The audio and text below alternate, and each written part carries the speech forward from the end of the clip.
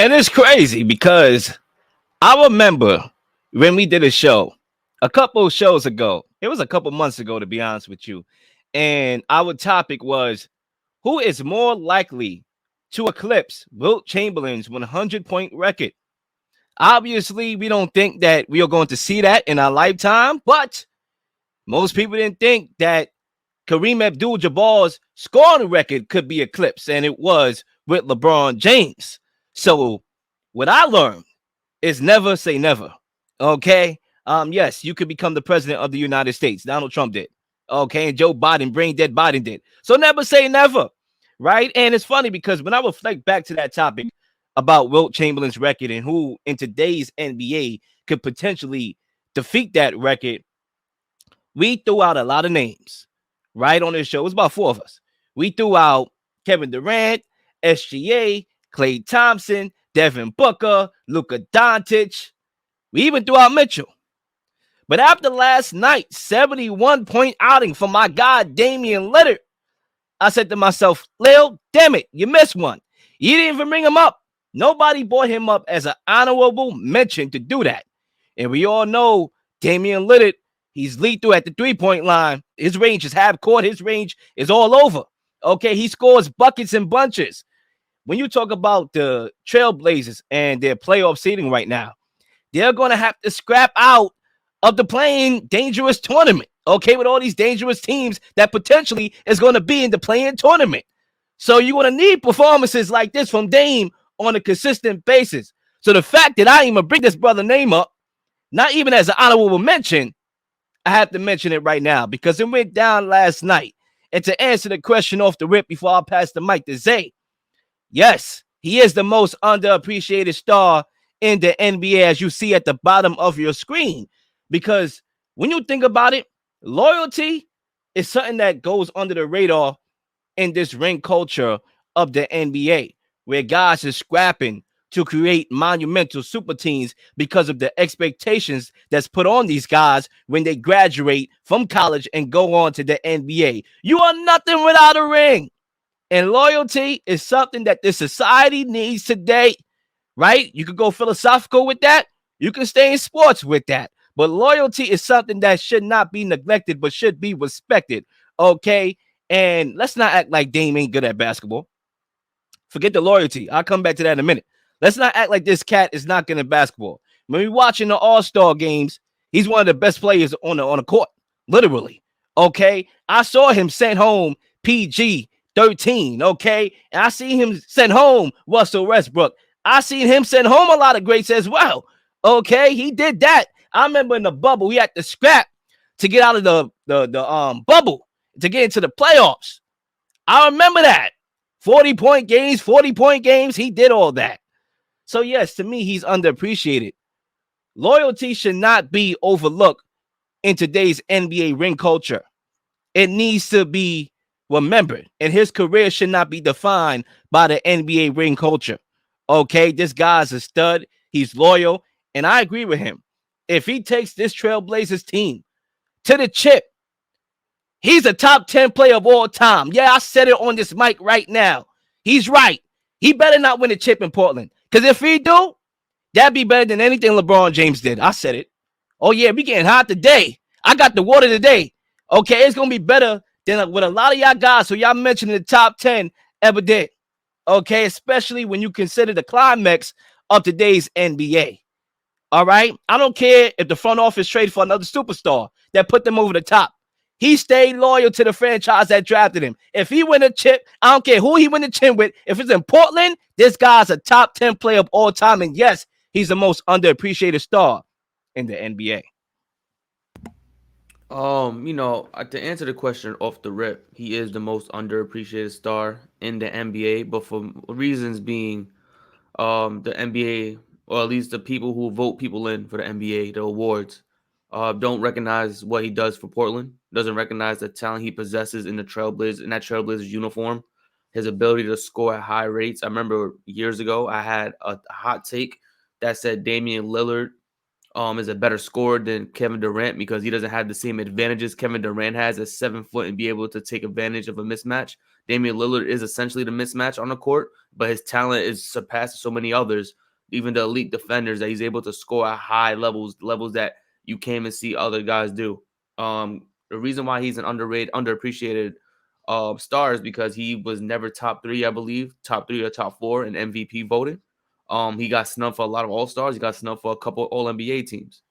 But the reason that he's underappreciated is because of his stubbornness, his reluctance to not leave the Portland Trailblazers, despite them mistreating him every step of the way, not giving him the proper players. The only thing Portland has done is take guys like CJ McCollum and Anthony Simons from playing the bench for 2-3 seasons and putting them in a starting role. And then they started averaging 25, 30 points a game because they're already talented. You're just not giving Dame the assets he needs to win games.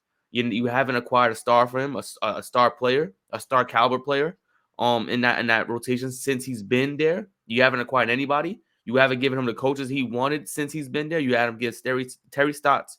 Then after, when he wanted to get Jason Kidd, y'all railroaded Jason Kidd by bringing up all his old stuff and then brought in Chauncey Billups as their head coach when he really wanted Jason Kidd as their head coach.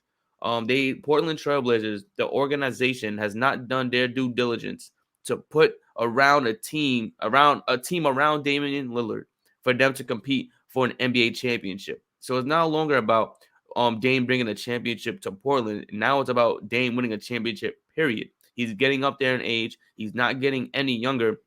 And his loyalty is showing the abuse that Portland has given him year in and year out by not giving him anything and forcing him to do everything himself. At what time is Damian Lillard going to go to that office and say, I'm out of here, I need a trade? Because it's too much. You're giving him all this money, $55 million a year, $60 million a year, whatever this contract is, but you're not helping the team get better. You're not helping the team win games. You're not putting them in positions to win games.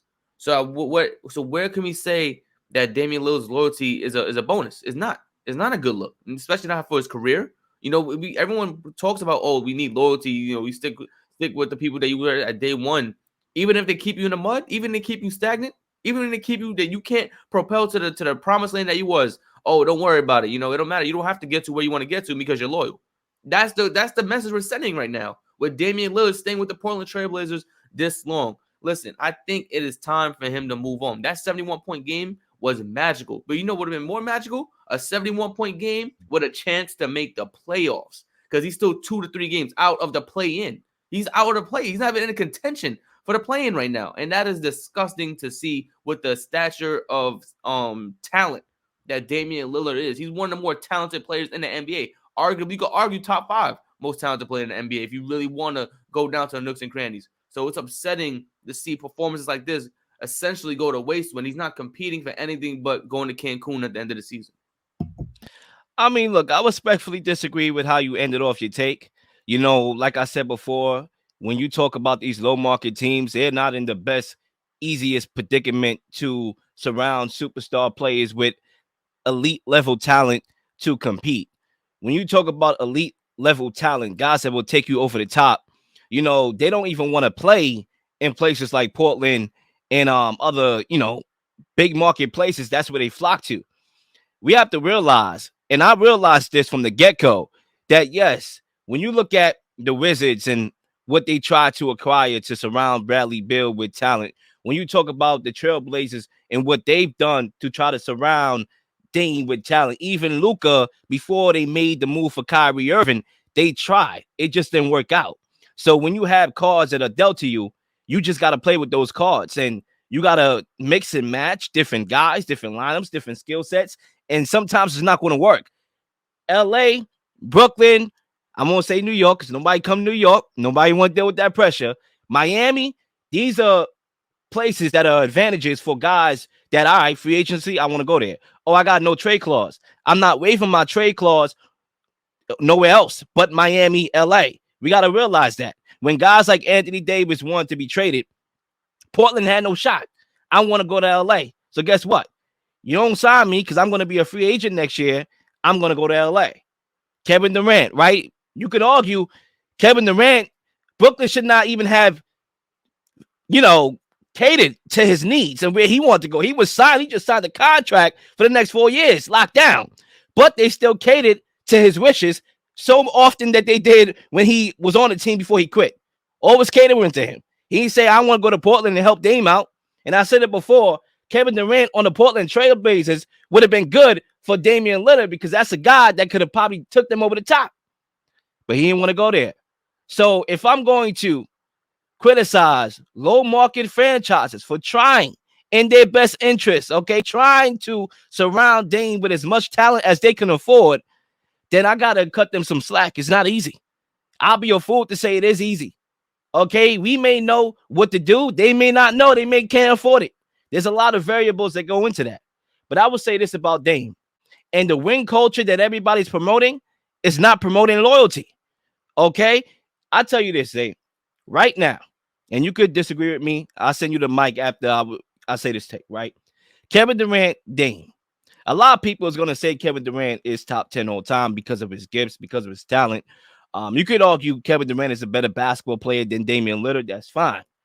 But as far as legacy, when we remember you 15, 20 years from now, I don't think Kevin Durant got a legacy. In fact, I think Damian Lillard has a better legacy than Kevin Durant.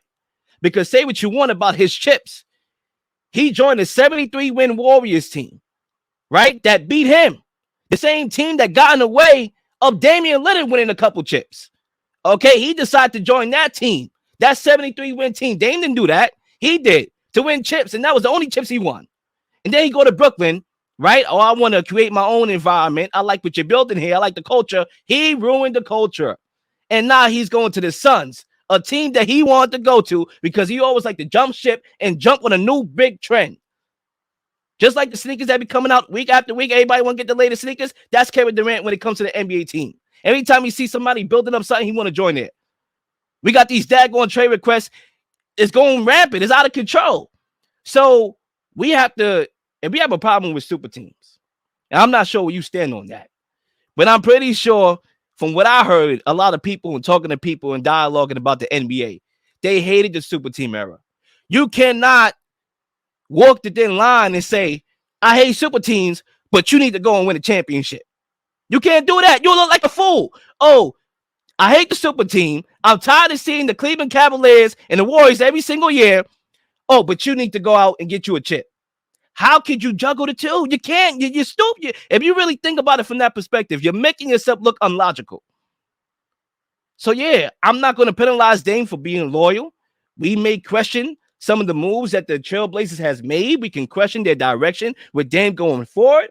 But until Dame says, I want out, I'm going to ride with Dame and his loyalty in Portland. I disagree with the legacy part because I think when you talk about Kevin Durant, he won an MVP prior to chasing those rings and prior to going to the Golden State Warriors when he signed over there. Like I said, Dame. So what is your legacy of Kevin Durant? When you think of Kevin Durant, what is his legacy? His legacy was taking over in OKC. Those 32-point games, 33-point games when he had that MVP year. Then afterwards, the Golden State era wasn't my legacy for Kevin Durant because I still don't cater those championships to him. I always said Steph Curry being who he was the reason the Golden State Warriors won those championships. I still to this day say that. It's not I think Kevin Durant escalated them to winning those chips because Steph Curry won a ring before him. It was never a Kevin Durant thing. Steph Curry won a ring after him.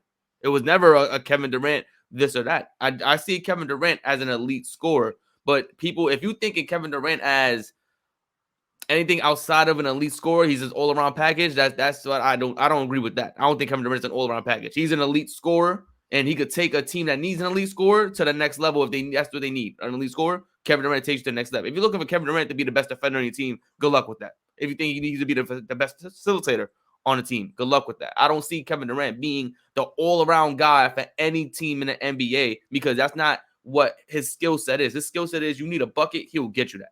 Completely, utterly, he'll get you that bucket. Outside of getting you that bucket, everything else is not superior. It's not like super star status. Like he's not. Absolutely. And do you think, and I agree with that. Like I said, I was thinking about this way before this topic even presented itself and before I made the comparison. I was saying to myself, long time, I cannot see what Kevin Durant legacy is. Like, I can't see, at least with Jordan, you could say his legacy is that he probably was the greatest basketball player of all time. LeBron James, you could argue that same exact thing. Kobe Bryant, you could argue that he brought, this Mamba mentality to the game. He never quit. Fourth quarter, I'm taking that shot. That's his legacy right there. But when I look at Kevin Durant, I don't have a legacy for him. Like, I just don't. Like, he's a good basketball player. We know that. There's thousands of good basketball players who ever played the game throughout the whole entirety of the NBA. Okay, but when I look at Kevin Durant, I need more than that. If we're going to consider you top 10 of all time, I need more than just saying, okay, well, he was a, prolific scorer. Nobody could stop him. He's a marksman. Like, nah, that don't cut it.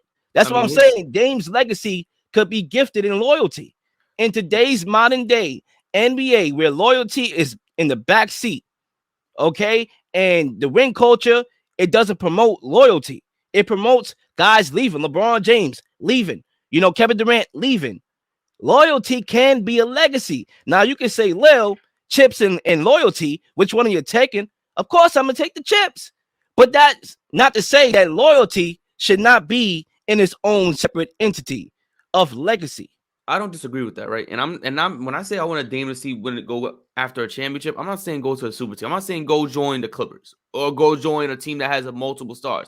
He had the opportunity to join a team that desperately needed a point guard. And everyone knows where I'm going with this. If you've seen the show, you know where I'm going with this. Damian Lillard had the opportunity to ask for a trade to the New York Knicks when they desperately needed a point guard. He would have been the savior of a dying franchise, a franchise that's devoid of a championship since the 70s. And took over there. Now, that's not saying you're going to a super team. That's not saying you're still going to a team that still has pieces to build around. I'm not saying go around a team that has nothing but stars and you go and add just another star to make this constellation. I'm saying you could have moved to a different place that had better role players, that had players that better fit the needs that you're looking for. Portland has yet to provide this man with a proper center who's healthy because Nurkic is hurt and they keep paying this man $20 million, $25 million a year to sit on the injury reports. You got guys like Jeremiah Grant, who's also injury riddled, but he's a high volume scorer. His whole career, it was about going to places where he could just score the basketball. He left the Denver Nuggets, who were winning, so he could go to the Detroit Pistons, so he could be the number one scorer on that team. So it's like you got to put around guys who are going to fit Damian Lillard's needs. When they had CJ McCollum, him and CJ were 1 and 2, but guess what? They had no defenders, they had no rebounders, they had nothing interior or perimeter defenders at all. So they was getting cooked every other night. And CJ and Dame had to put up 30, 40-point games, but it didn't matter because the team is not fit well for what their skill set shows. Damian Lillard has shown us he's capable of taking the bare minimum to the playoffs, and we respect that. We appreciate that, and that's why we love Damian Lillard. But his own stubbornness is getting in the way of his own success because he wants to stay loyal to a team that's not treating him to the best of his capabilities to get him where he wants to go, which is an NBA championship. Portland's not going to do that for him, and we've seen that time and time again. No matter when they sell the team, if they keep the same owners, change the GMs, they're not going to provide him with the resources needed for him to be successful in Portland. He said he wants a ring. It can't be in Portland. It's not going to be because they're not trying to provide him with what he needs. It's crazy because the amount of people, when they hear these self-talk about, ring culture, super teams, and wanting players to win chips, right? Because you can argue that the players that the general consensus want to see win a championship, the two top players that I can think of that haven't won yet, that they want to see win, is Dame and CP3, right? Now, when you look at LeBron James and Kevin Durant, obviously, LeBron James, we know his greatness, right? His greatness is not really defined by the rings. I don't really consider the rings. The only ring that I really consider LeBron James where he earned a fair share of respect from me was when he took Cleveland, a team he was drafted from, right? He was drafted by Cleveland. He took them over the Warriors, who won 73 games. That was his most valuable chip. Why is that? Because he came back to Cleveland and did something that was never been done, that hadn't been done. That's why that chip stands above the chips that he won in Miami. You could argue Miami LeBron was the best LeBron, right? You could argue that. That's why that chip meant more than that. That's why that chip meant more than what he won in LA. It was because he took that Cleveland team and beat that Warriors 73-win basketball team and did something that was never been done. People respect the grind. People respect the hustle. That's why Kevin Durant has no legacy right now, because people is looking at him like, yo, you joined the 73-win Warriors team. You wasn't clapping LeBron James. You wasn't shooting in front of LeBron James in the finals like that when you was on OKC. You wasn't doing none of that. It's because of the system allowed you the freedom to do that because you had Steph and Clay on the opposite ends. That's why you was able to have the wherewithal and the guts to pull up in front of LeBron James twice in back-to-back finals and send him packing. People respect the grind and the hustle. That's why Damian Lillard is saying, listen, if I win a chip, and we can say it's unlikely, but we don't know, like I said, how I started off the show, never say never. If he wins a chip in Portland, what he's saying is y'all better not see that because that's going to be better than anything LeBron James did as far as chips, anything Kevin Durant did as far as chips, and that's going to propel him in a different stratosphere. It really is. I want to ask you one question before we go into the next topic. You know, Damian Lillard. I said it during one of my takes earlier today. But I want to know, from your perspective, at what point should Damian Lillard say, "All right, it's done here," or should he pull the Reggie Miller and end his career in Portland, hoping that they figure it out, they change something, and get him to where he needs, and that's the promised land? I'll say when the Portland Trailblazers stop trying. When they stop trying to build around Damian Lillard. Right now, they're trying. You made very valid points, right? Even though I disagree with the premise, you made valid points. Some of the moves they made didn't fit well with Dame, but that doesn't mean they ain't try. So when they stop trying to build around Dame, more than likely, it's going to be the franchise. I will see in the future that the franchise is going to say, you know what, Dame, we should trade you. Not because we want to be unloyal to you, but because we care about you. And we want you. You gave us all you had. You put your all into Portland. So because we can't do nothing with this roster, right? I'm going to trade you in the best interest of you so you can win a chip somewhere else. And you tell me where you want to go, and I'll try to make that deal for you.